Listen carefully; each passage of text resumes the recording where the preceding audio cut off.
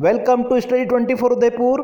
आज की इस क्लास में हम क्लास 12 अर्थशास्त्र का एक मॉडल पेपर है यूपी बोर्ड का। इस वीडियो में इस पेपर को आज हम डिस्कस करेंगे। ये जो क्वेश्चंस है वो आपके आने वाले जो आगामी एग्ज़ाम हैं, अलग अलग जो स्टेट बोर्ड हैं, चाहे एनसीईआरटी का जहां सिलेबस है या सीबीएसई बोर्ड का जो सिलेबस होता है, उन सभी एग्ज़ाम के लिए आज का जो हमारा वीडियो है बहुत यूज़फुल रहेगा। तो चलिए स्टार्ट करते हैं। सबसे पहला जो आपका पार्ट आता है उसमें बहुविकल्पी प्रश्न होते हैं, एमसीक्यूज होते हैं, उनको हम देखेंगे। सबसे पहले देखिए, सबसे पहला जो प्रश्न आपका है, द प्रिंसिपल ऑफ इकोनॉमिक्स नामक पुस्तक की रचना किसने की? ठीक है, द प्रिंसिपल ऑफ इकोनॉमिक्स जो बुक है वो किसने लिखी थी? प्रोफेसर अल्फ्रेड मार्शल ने। करेक्ट आंसर आपका हो जाएगा ऑप्शन तीसरा। नेक्स्ट है दूसरा, किसी सामान्य वस्तु की मांग में वृद्धि उपभोक्ता की आय में वृद्धि के साथ साथ में होती है। जैसे जैसे उपभोक्ता की आय बढ़ेगी तो आय बढ़ने के साथ में जिन वस्तुओं की मांग बढ़ती है उन वस्तुओं को क्या कहा जाता है? नॉर्मल गुड कहा जाता है, सामान्य वस्तुएं कहा जाता है। नेक्स्ट देखिए तीसरा, किसी वस्तु के मूल्य में वृद्धि होने से उसकी मांग में वृद्धि होती है। ठीक है, किसी वस्तु की कीमत अगर बढ़ती है तो कीमत बढ़ने के साथ साथ में जिन वस्तुओं की मांग बढ़ती हैं उन वस्तुओं को क्या कहा जाता है? गिफिन गुड्स कहा जाता है, गिफिन वस्तुएं कहा जाता है। कीमत और मांग में कैसा संबंध होता है? इनमें धनात्मक संबंध होता है। इसी कारण से जो मांग वक्र होता है वो ऊपर की ओर बढ़ता हुआ धनात्मक ढाल का बनता है। नेक्स्ट आपका है फोर्थ, सीमांत उत्पाद वक्र औसत उत्पाद वक्र को ऊपर से कहां काटता है? तो इसके लिए आपको डायग्राम पता होना चाहिए। यह आपका औसत उत्पादन वक्र है और यह आपका सीमांत उत्पादन है, मार्जिनल प्रोडक्शन। तो जो मार्जिनल प्रोडक्शन होता है, सीमांत उत्पाद वक्र होता है, वो औसत उत्पाद वक्र ए को कहां पे काटता है? उसके अधिकतम औसत उत्पादन होता है वहां पे हम कह सकते हैं अधिकतम बिंदु पर।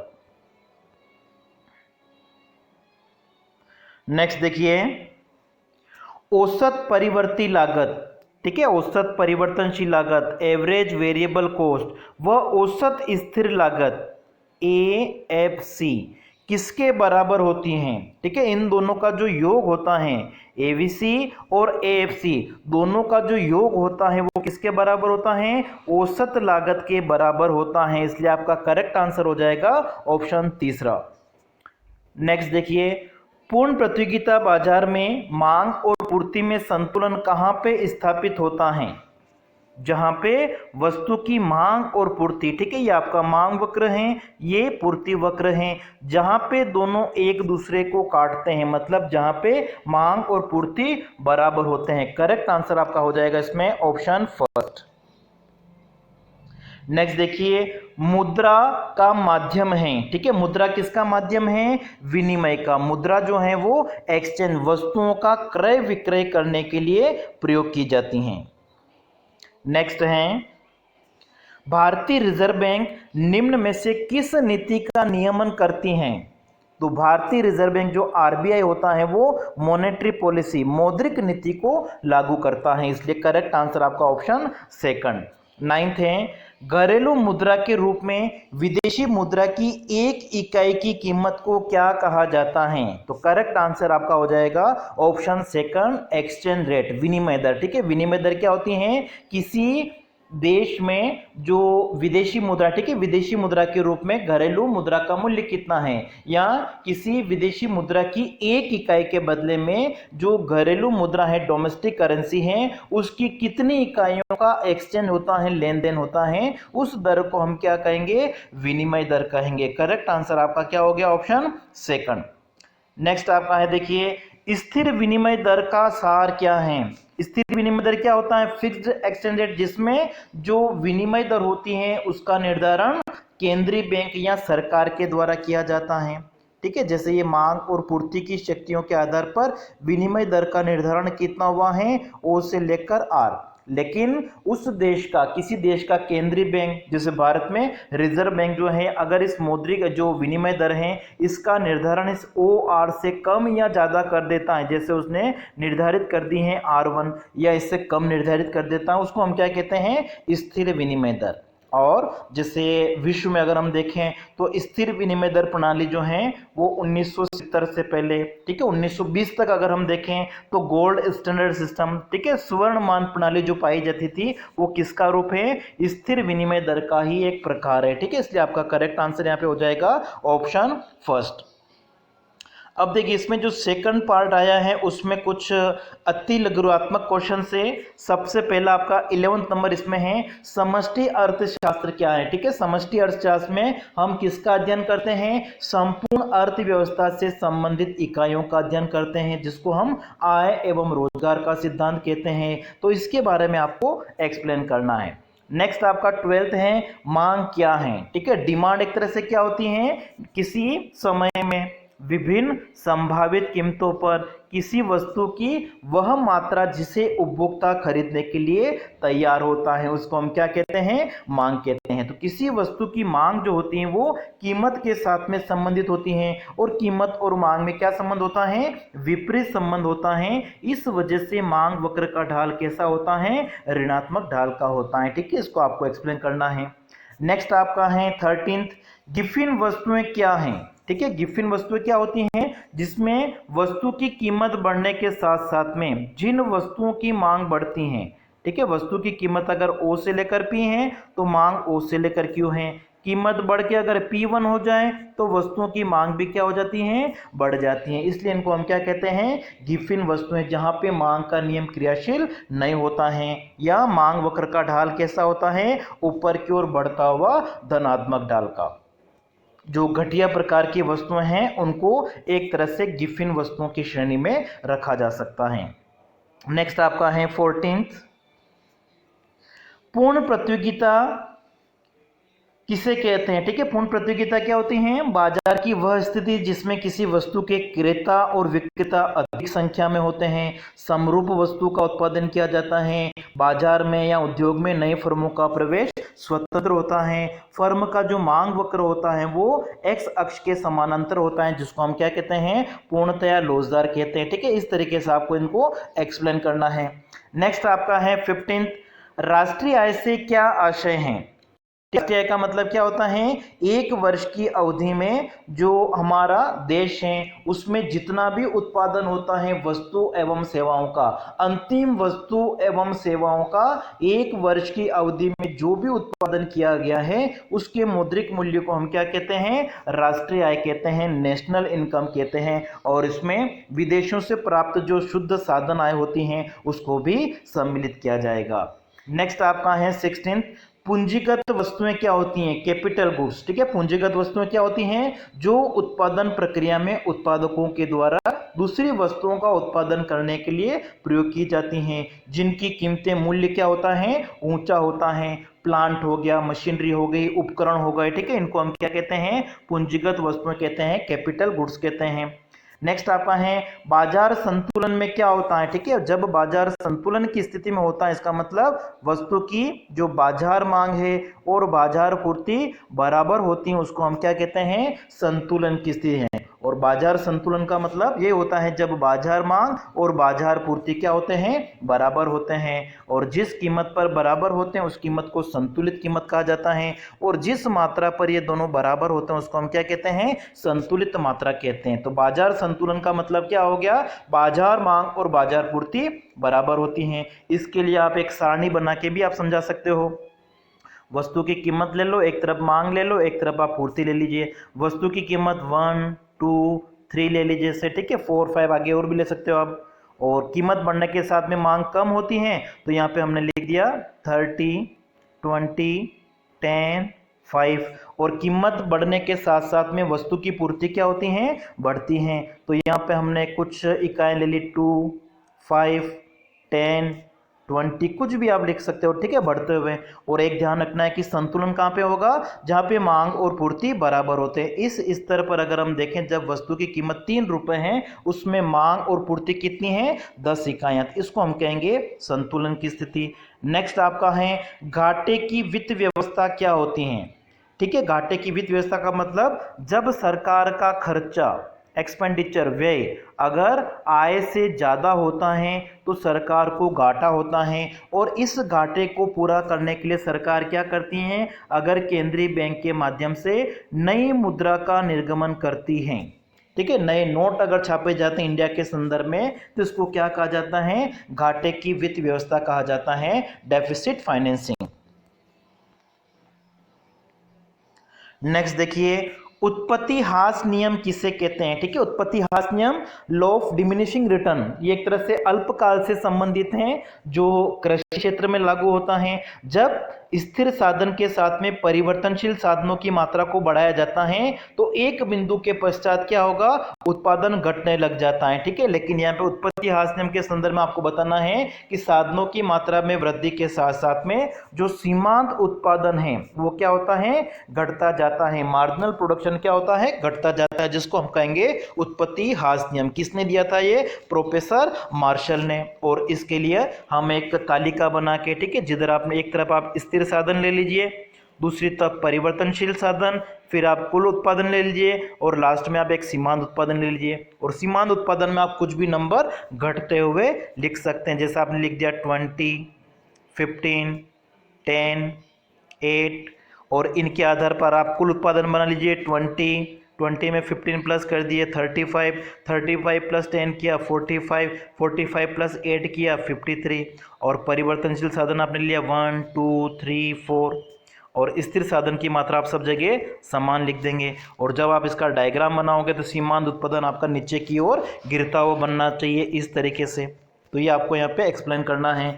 नेक्स्ट है एकाधिकारी प्रतिस्पर्धा क्या होती है, मोनोपोलिस्टिक कंपटीशन। ठीक है, एकाधिकारी प्रतिस्पर्धा में क्या होता है, किसी वस्तु के क्रेता और विक्रेताओं की अधिक संख्या होती है, बाजार में वस्तु विभेद पाया जाता है, नई फर्मों का प्रवेश स्वतंत्र होता है, वस्तु की कीमत के ऊपर जो उत्पादक है उनका आंशिक नियंत्रण होता है। इस तरीके की हमको विशेषताएं लेनी है। ठीक है, जो इनकी विशेषता है कुछ आप 6 विशेषताओं को लेके यहाँ पे एक्सप्लेन कर सकते हैं। मांग वक्र कैसा होता है, नीचे की ओर गिरता हुआ होता है, जिसको लोचदार कहा जाता है, इकाई से अधिक। ठीक है, E इज ग्रेटर देन 1 होता है। वास्तविक जीवन में जो हम बाजार देखते हैं वो किस प्रकार के होते हैं, एकाधिकारी प्रतिस्पर्धा वाले होते हैं, विज्ञापन लागतें पाई जाती हैं, गैर कीमत प्रतियोगिता पाई जाती हैं। कोई भी 6 विशेषताएं लेके हमको इनको एक्सप्लेन करना है। 6 नंबर का आंसर। ठीक है, नेक्स्ट आपका क्या है, प्रति व्यक्ति आय क्या है। ठीक है, प्रति व्यक्ति आय पर कैपिटा इनकम। तो हम इसके लिए हम क्या करते हैं, जो राष्ट्रीय आय होती हैं उसमें देश की जनसंख्या का भाग देके हम क्या ज्ञात करते हैं, प्रति व्यक्ति आय। और प्रति व्यक्ति आय एक देश के आर्थिक विकास का सूचक होती है। प्रति व्यक्ति आय में वृद्धि के साथ साथ में देश का आर्थिक विकास बढ़ रहा है ऐसा माना जाता है। नेक्स्ट आपका है 22, वस्तु विनिमय प्रणाली के दोष। जो बार्टर सिस्टम है उसकी कौन कौन सी डीमेरिट्स हैं। तो देखिए, वस्तु विनिमय प्रणाली के में क्या होता है, वस्तुओं के बदले में वस्तुओं का लेन देन होता है, लेकिन जब एक व्यक्ति को जिस वस्तु की आवश्यकता है वो, जैसे कि ए व्यक्ति को बी व्यक्ति के पास में जो वस्तु हैं एक्स उसकी आवश्यकता है, लेकिन ए व्यक्ति के पास में वाई वस्तु हैं जो बी को जरूरत नहीं है, तो ऐसी कंडीशन में आपस में इनमें लेन देन किस तरीके का होगा। ठीक है, ये वस्तु विनिमय प्रणाली में संभव नहीं होता है। मतलब आवश्यकताओं का दोहरा संयोग है वो एक तरह से मिलना मुश्किल होता है वर्तमान समय में। अगर भविष्य में भुगतान करना चाहें तो वस्तु विनिमय प्रणाली उपयुक्त नहीं होती है। किसी जो भी लेन देन किया जा रहा है उसका मूल्य कितना होगा, क्योंकि इसमें कोई एग्जैक्ट माप तो होते नहीं था। तो ये जो कठिनाइयां हैं वो हमको यहाँ पे समझानी है। नेक्स्ट आपका है वित्तीय घाटा। ठीक है, वित्तीय घाटे के अंतर्गत आपका जब सार्वजनिक व्यय सार्वजनिक आय से ज़्यादा होता है, और इसके अंतर्गत आप जो राजकोषीय घाटे की स्थिति है, राजस्व घाटा है और प्राथमिक घाटा है, उस स्थिति को हम साथ साथ में एक्सप्लेन कर सकते हैं। नेक्स्ट आपका है 24, विश्व बैंक पर एक टिप्पणी लिखिए। ठीक है। विश्व बैंक की स्थापना कब हुई थी? द्वितीय विश्व युद्ध के बाद में ब्रेटन वुड्स जो सम्मेलन हुआ था उसके फलस्वरूप 1945 में। ब्रेटन वुड्स सम्मेलन कब हुआ था? 1944 में। अमेरिका में ब्रेटन वुड एक स्थान का नाम है, इसलिए उसको हम क्या कहते हैं? ब्रेटन वुड्स सम्मेलन कहते हैं। और उसके फलस्वरूप 1945 में दो अंतरराष्ट्रीय संस्थाओं की स्थापना हुई थी। एक तो आपकी हुई थी अंतरराष्ट्रीय मुद्रा कोष IMF, और दूसरे की स्थापना हुई थी विश्व बैंक। ठीक है, विश्व बैंक को हम क्या कहते हैं?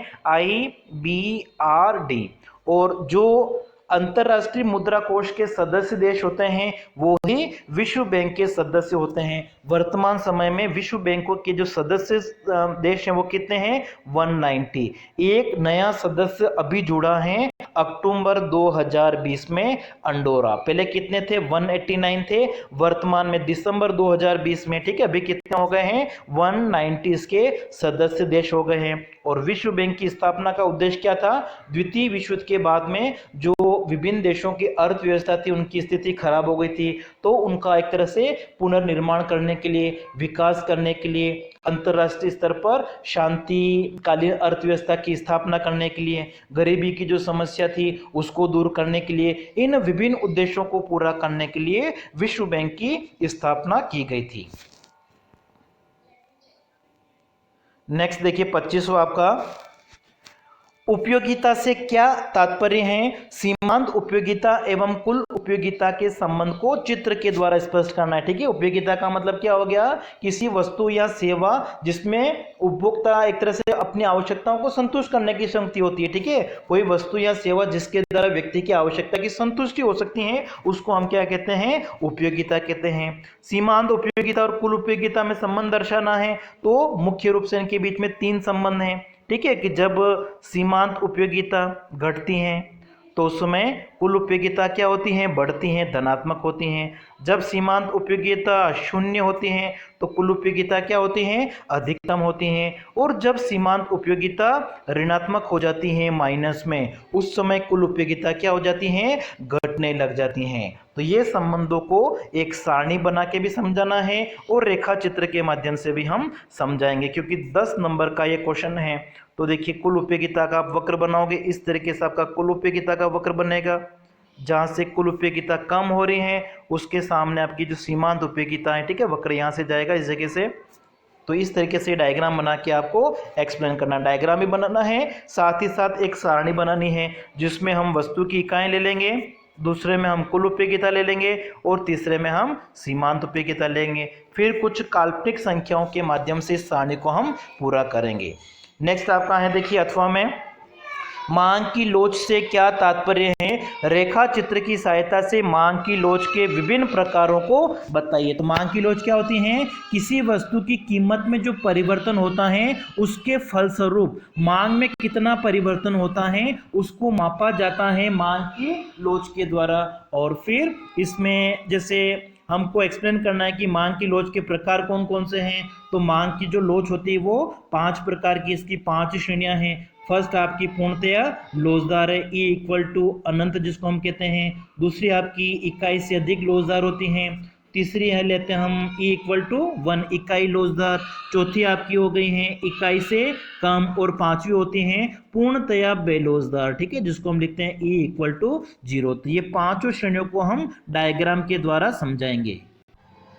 फिर देखिए नेक्स्ट आपका आया है उत्पादन और उपभोग में अंतर बताइए। ठीक है, उत्पादन क्या होता है? इसमें आपको उत्पादन के बारे में लिखना है कि उत्पादन एक उत्पादक के द्वारा किया जाता है, जो लोगों की आवश्यकताएं होती हैं उन आवश्यकताओं को पूरा करने के लिए उत्पादक क्या करता है? विभिन्न साधनों को बाजार से खरीद के वस्तु एवं सेवाओं का निर्माण करता है, मतलब उसमें उपयोगिता पैदा करता है। ठीक है, उसको हम उत्पादन कहते हैं। और उपभोग का संबंध किससे है? उपभोक्ता से है, जो मानवीय आवश्यकताओं की संतुष्टि के लिए वस्तु एवं सेवाओं का प्रयोग किया जाता है। तो इसके आधार पर हमको दोनों के बीच में अंतर स्पष्ट करना है। अथवा में आपका है औसत लागत एवं सीमांत लागत के संबंधों को रेखा चित्र की सहायता से स्पष्ट कीजिए। औसत लागत और सीमांत लागत में मुख्य रूप से 3 संबंध है, ठीक है, जिसके लिए आपको इस डायग्राम का प्रयोग करना है। ये आपका सीमांत लागत वक्र है और ये औसत लागत वक्र है। क्या संबंध है? जब सीमांत लागत घटती है तो औसत लागत भी क्या होती है? घटती है। लेकिन सीमांत लागत तेजी से घटती है, इसलिए सीमांत लागत कम होती है औसत लागत की तुलना में। ये पहला संबंध है। दूसरा संबंध आप ये ले सकते हो कि जब सीमांत लागत बढ़ती है तो औसत लागत भी बढ़ती है, लेकिन सीमांत लागत तेजी से बढ़ती है, इसलिए सीमांत लागत ज़्यादा होती है औसत लागत से।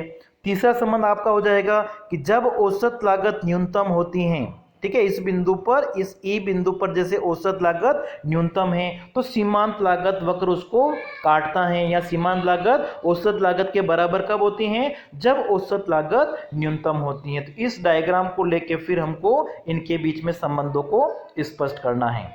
फिर देखिए जो अंतिम क्वेश्चन आया है, आय एवं रोजगार सिद्धांत के विभिन्न दृष्टिकोणों से अवगत कराइए। ठीक है, आय एवं रोजगार का जो किन्स का सिद्धांत है उसके लिए हम समग्र मांग और समग्र पूर्ति का जो दृष्टिकोण है उसको लेके भी हम समझा सकते हैं। यह आपका समग्र पूर्ति वक्र है, ये समग्र मांग वक्र है। इसके आधार पर आप आय एवं रोजगार का सिद्धांत समझा सकते हो, या फिर आप जो बचत और निवेश का जो दृष्टिकोण है, ठीक है, ये आपका इन्वेस्टमेंट का कर्व ऐसा है और ये सेविंग का कर्व है। बचत और निवेश के आधार पर भी हम क्या कर सकते हैं? आय एवं रोजगार के सिद्धांत को स्पष्ट कर सकते हैं। और फिर अंतिम इसमें अथवा में है, किन्स के ब्याज सिद्धांत को स्पष्ट कीजिए। ठीक है, किन्स के द्वारा ब्याज का जो सिद्धांत दिया गया है उसको हम क्या कहते हैं? तरलता पसंदगी सिद्धांत।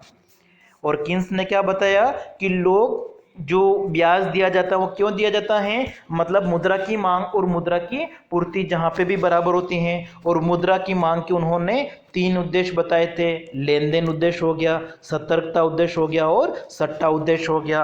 और फिर हमको डायग्राम जिसमें आप बनाओगे, ये पूर्ति वक्र इस तरीके से बनेगा, ये आपका मांग वक्र है और ये ब्याज की दर का निर्धारण होता है। ठीक है, ये आपको तरलता जाल की स्थिति कहते हैं। जो किन्स का ब्याज सिद्धांत, उसमें मुद्रा की जो मांग है वो तरलता जाल को दर्शाती है। तो इस तरीके से आपको ये एक्सप्लेन करना है। तो आज की क्लास में हम इतना ही। नेक्स्ट क्लास में हम आगामी एग्जाम के लिए 2021 में जो बोर्ड का एग्जाम होगा उसमें क्या क्वेश्चंस आ सकते हैं उसका मॉडल पेपर भी हम डिस्कस करेंगे।